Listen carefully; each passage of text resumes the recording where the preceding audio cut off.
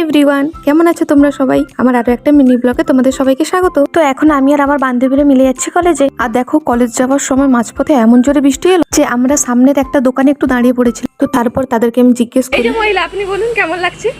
क्या बोलूं मैं इस पे? अबे जल्दी बोल, कल सुबह पनवेल निकल। আমি বলছিলাম যে আমি ক্লাস 3 তে পড়ি। তো যাই হোক, তারপর বৃষ্টিটা একটু কমতে আমরা সবাই মিলে কলেজে চলে আসি। আর কলেজে এসে আমরা কিন্তু প্রথমে ক্লাস করতে যাই না, হয়তো ক্লাস শুরু হয়ে গেছে তাও না, কারণ আগে পেট পুজো। তাই আমরা এখন ক্যান্টিনে চলে এসেছি। তো ক্যান্টিনে আসার পর আমার বান্ধবী এখানে খাবার অর্ডার দিচ্ছিল। আর খাবারগুলো অর্ডার দেওয়ার পরও খাবারগুলোর দিকে এমনভাবে তাকিয়েছিল যেন কতদিন খেতে পাইনি। তো যাই হোক, অবশেষে মুড়িটা হাতে পেলাম। বাইগান। আরে হ্যাঁ ভাই, আমি বুঝতে পারছি তোর কষ্টটা। আসলে বৃষ্টির ওয়েদার তো, ওকে বেগুনে দেয়নি বলে ও রাগ করেছে। তো তারপরে আমরা ক্লাসে চলে আসি। আর আমার বান্ধবীকে দেখো, ক্লাসে স্যার আসেনি দেখে খেয়ে দিয়ে ঘুমিয়ে গেছে।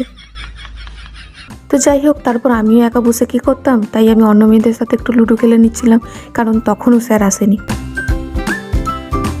কিছুক্ষণ পরে স্যারও চলে আসে। আর ক্লাস করতে করতে এতটাই দেরি হয়ে যায় যে প্রায় 3টে বাজতে যায় তখন। আর দেখো, কলেজে একটা মানুষও নেই, আমি আর আমার কয়েকজন বান্ধবী বাদ দিয়ে। তো যাই হোক, তারপরে আমরা যত তাড়াতাড়ি সম্ভব বাড়ি চলে আসার চেষ্টা করি, কারণ বৃষ্টির পর যে হারে রোদটা বেরিয়েছে মনে হচ্ছে আজ মুখের 12টা বাজবেই। আর এদিকে কাকুকে দেখো, আমি শুধু বলেছি একটু তাড়াতাড়ি চালাতে, এমন ভাবে চালাচ্ছে যেন পুরো যমরাজের বাড়ির সামনে গিয়েই দাঁড়াবে। তো আজকে ভিডিওটা এখানেই শেষ করলাম। চ্যানেলটা সাবস্ক্রাইব করে দিও।